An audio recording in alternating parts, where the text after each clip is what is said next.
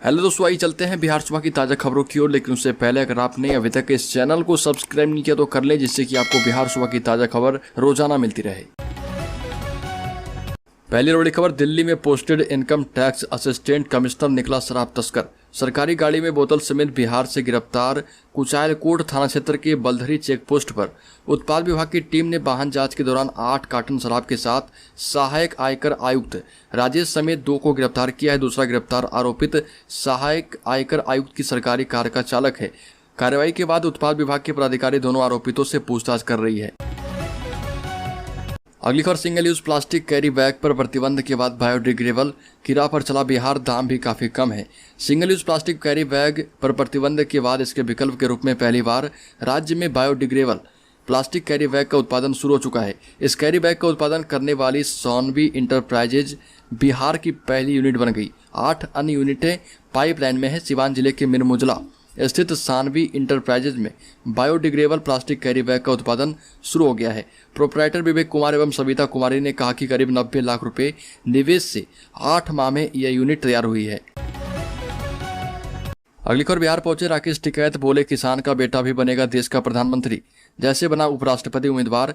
किसान आंदोलन के अग्रणी नेता रहे राकेश टिकैत सोमवार को बिहार सरकार के पूर्व मंत्री नरेंद्र सिंह के श्राद्ध क्रम में शामिल होने जमुई पहुंचे। वहीं इसके बाद मीडिया से मुखातिब होते हुए उन्होंने केंद्र की मोदी सरकार पर जमकर हमला बोला। उन्होंने कहा कि अगर किसान आंदोलन मजबूत रहा तो एक दिन किसान का बेटा भी देश का प्रधानमंत्री बनेगा। उन्होंने कहा कि देश के साथ साथ बिहार में भी किसान आंदोलन को तेज करने के लिए छोटे छोटे किसान संगठनों के साथ बातचीत की जा रही। बिहार में कहीं सूखा तो कहीं बाढ़ की स्थिति है। ऐसे में सरकार को किसानों को मुआवजा देना चाहिए। राकेश टिकैत ने आगे कहा कि अगर एमएसपी लागू नहीं हुआ तो देश में आंदोलन की गति और भी तेज होगी। यह आंदोलन की देन है कि प्रधानमंत्री ने किसान घर के बेटे जगदीप धनखड़ को उपराष्ट्रपति पद का उम्मीदवार बनाया। अगली खबर, नीतीश सरकार से सुशील मोदी की बड़ी मांग। आतंकवादी संगठन पीएफआई पर बिहार सरकार जल्द लगाए प्रतिबंध। पूर्व उप मुख्यमंत्री एवं राज्यसभा सदस्य सुशील कुमार मोदी ने पॉपुलर फ्रंट ऑफ इंडिया पर प्रतिबंध लगाने की मांग बिहार सरकार से कर दी है। ट्विटर पर कहा कि पीएफआई के सांप्रदायिक द्वेष और आतंकवाद को बढ़ावा देने वाली गतिविधियों में लिप्त होने के पर्याप्त प्रमाण मिल चुके हैं। बिहार सरकार को केंद्र से परामर्श कर इस संगठन पर प्रतिबंध लगाना चाहिए। पीएफआई इस्लामी छात्रों के संगठन सिमी का बदला हुआ रूप है।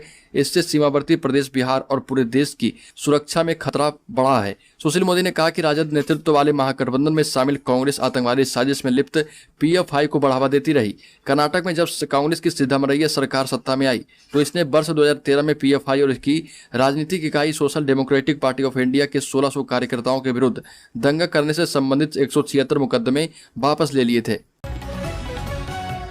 अगली खबर, शराब की तलाश में मद्य निषेध उत्पाद एवं निबंधन विभाग के द्वारा 92 ठिकानों पर बिहार में छापेमारी की गई। छापेमारी अभियान के दौरान 179 अपराधियों को गिरफ्तार किया गया। अपर मुख्य सचिव के पाठक के निर्देश पर यह कार्रवाई की गई। मुजफ्फरपुर, पटना, गया और रोहतास में छापेमारी की गई। खास बात रही कि रोहतास जिले में सिर्फ महिला पुलिसकर्मियों की बटालियन ने रात भर छापेमारी की।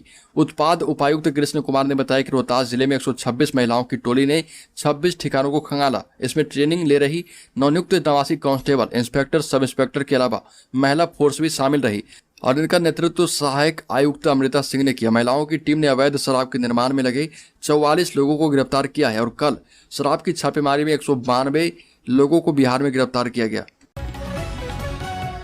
अगली खबर, पटना समेत 15 जिलों में बारिश और वज्रपात का अलर्ट।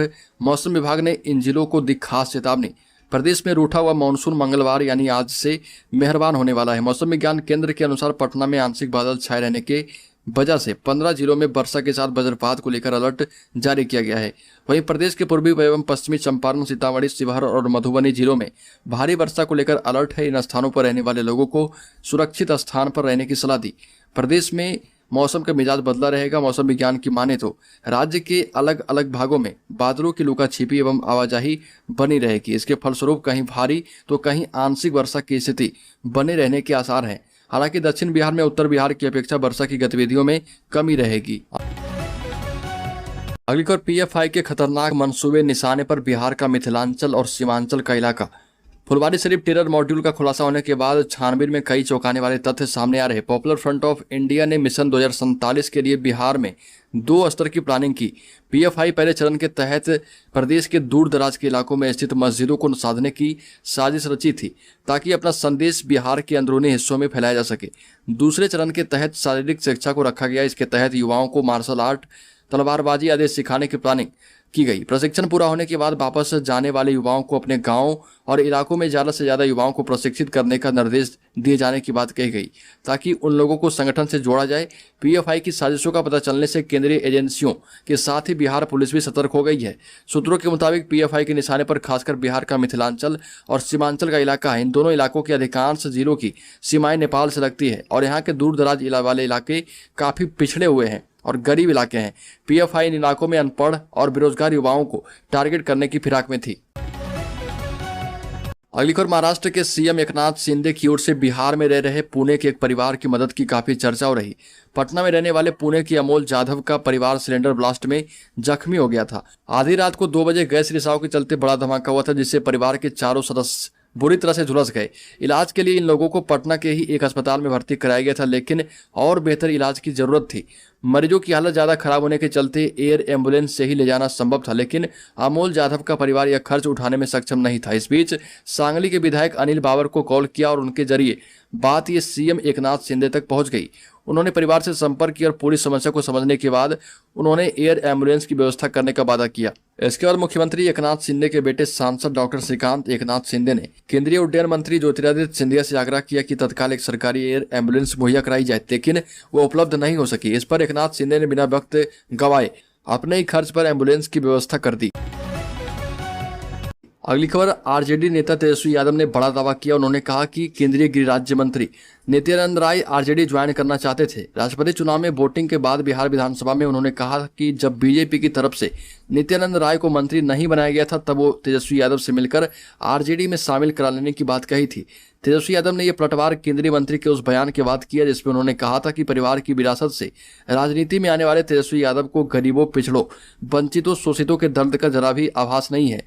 उन्हें इसका अगर आभास होता तो वो जनजातीय समाज से निकलकर अनेक संघर्षों से यहाँ तक पहुंचने वाली सुयोग्य श्रीमती द्रौपदी मुर्मू के लिए ऐसे अपमानजनक भावना नहीं रखते। अगली खबर, होमगार्ड बहाली में जहानाबाद में बाप की जगह बेटे ने लगाई दौड़, पुलिस ने मौके पर से किया गिरफ्तार। शारीरिक जांच के दौरान हुई पहचान।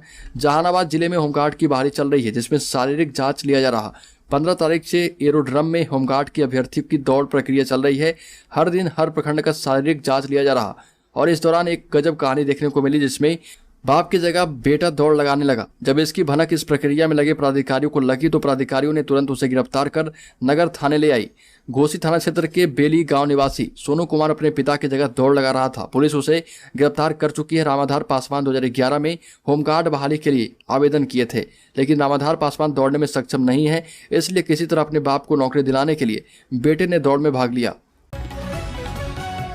अगली खबर, जमुई पहुंचकर सीएम नीतीश कुमार ने नरेंद्र सिंह को दी श्रद्धांजलि। जमुई के दिवंगत नेता सह बिहार सरकार के पूर्व मंत्री नरेंद्र सिंह के श्रद्धांजलि सह श्राद्ध कर्म कार्यक्रम में बिहार के मुख्यमंत्री नीतीश कुमार खैरा प्रखंड अंतर्गत पकड़ी गांव पहुंचकर उनके तैल चित्र पर पुष्प अर्जित कर उन्हें श्रद्धांजलि दी। मुख्यमंत्री नीतीश कुमार ने कहा कि हमारा और नरेंद्र सिंह का संबंध बहुत ही पुराना है। पटना विश्वविद्यालय से ही संपर्क में है। जेपी मुम्बेट का संपर्क है, आज का नहीं पुराना संपर्क है। उनके पिताजी श्री कृष्ण सिंह समाजवादी थे, उनका सम्मान करते हैं। नरेंद्र सिंह के साथ एक साथ काम किया है। अभी तक जब उनकी तबीयत खराब हुई तो उनके लड़के सुमित से बराबर बात होती थी। आज जब वो नहीं रहे तो हम लोगों का इस बात का बहुत अफसोस है। ऐसे उनके निधन की कोई उम्र अभी नहीं हुई थी। तो दोस्तों, बिहार सुबह की ताज़ा खबरों में अभी के लिए इतना ही। अगर आपने अभी तक इस चैनल को सब्सक्राइब नहीं किया तो कर लें, जिससे कि आपको बिहार सुबह की ताज़ा खबर रोजाना मिलती है।